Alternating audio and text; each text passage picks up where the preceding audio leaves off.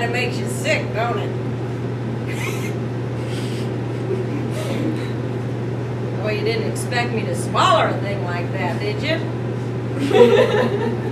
Look, you tell me how it's more ladylike to swallow a thing like that than to spit it out.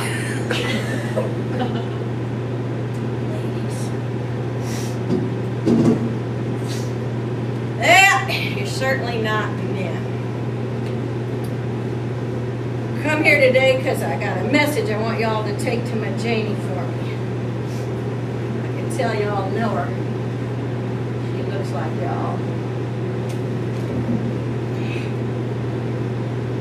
Union suit's getting fresher.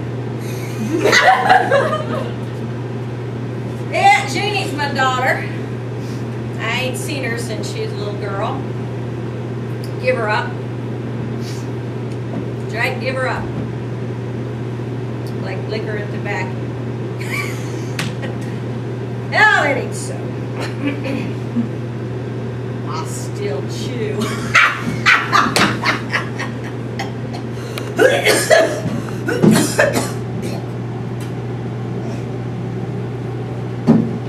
Janie's a lady. Swallows her spit. Yep, I give her to people, raise her real good. Folks have a lot of money. Anyways, a couple of things I want you to tell her for me. Things she ought to know about her mama. That drinks from my eyes. Yep, some clothes on. First off, she don't know I'm her mother. Might want to set her down for that one. It's kind of like finding out you're pregnant only backwards. I want to go easy on her. Get her roped to the saddle first. Maybe tell her that her mama ain't dead like they told her. And say how her mama lives out in Wyoming. And tell her how her mama just loves animals. And you can just kind of ease on naturally into the part about the mule skinning and the bull whacking. Yeah. Show her my picture. Sure hope she drinks. And her name is Jane Canneray Hickok. That's Hickok as in Wild Bill. We was married. Don't let anybody tell you different. We was married. Bill's my man. Me and Bill, just like that. Janie's his daughter, and you tell her. Yeah. Bill was a man. A real man, not one of your lily liver, pasty faced, limp dick farmer types. And Bill was every inch a man. Inch hell, every foot a man. Yeah, I met Bill when I was still wet behind the ears. Just a kid. See, I was orphaned when I was 14 and I learned to hustle pretty good. Had to. Time we met, we was in a poker game and I beat him. I beat him real bad. Now, Bill don't like to lose, especially with folks watching. So he rears up and calls me a cheater. I says, Hickok, you play cards so dumb I'd have to cheat to lose.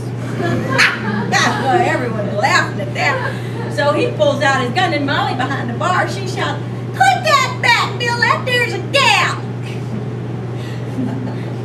Well, that done it.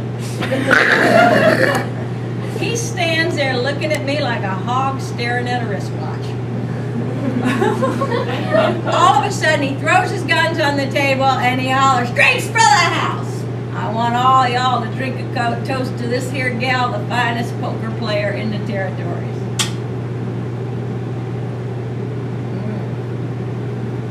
That Bill took a shine to me.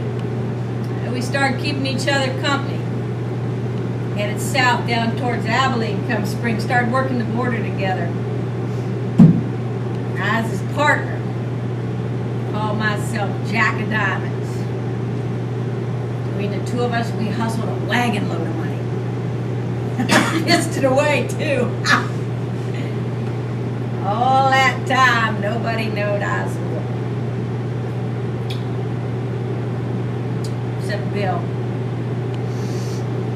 Yeah, he knowed it all right. I got pregnant. Yeah, I didn't want Bill to know, so I told him I was restless. I took off by myself up the trail, Yellowstone Valley, up to a place called Benson's Landing. Yeah, Benson's Landing ain't there no more. Got themselves a town called Livingston. Livingston.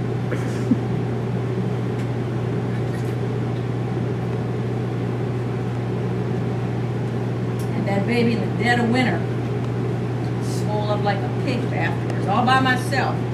I was running a fever so high, I threw the blankets off the bed with the water froze in the bucket next to me. And if misery ain't hell, I run out of liquor. I didn't figure either one of us was going to make it. I says to old Janie, every man for himself now.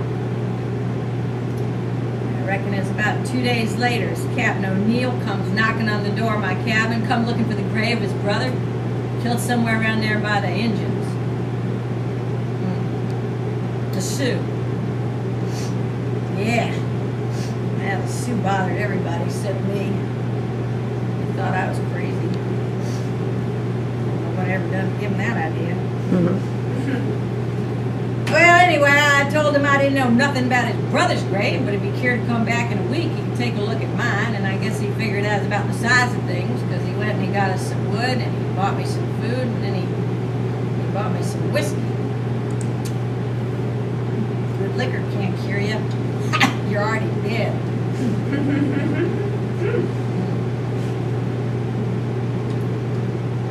Neil fella, he took a shine to Janie. Started talking about how he and his wife couldn't have no babies.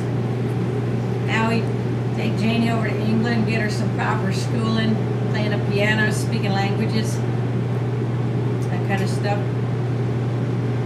Mostly though, I was thinking about what would happen to her if I died, seeing as how I almost just did. Nobody's gonna want her. Some family take her in like some kind of slave or something. Then when she's 12 or 14, she'd light out on her own like I done. Hell, that ain't no life for nobody. So when she's a year old, Captain come back and I give her to her.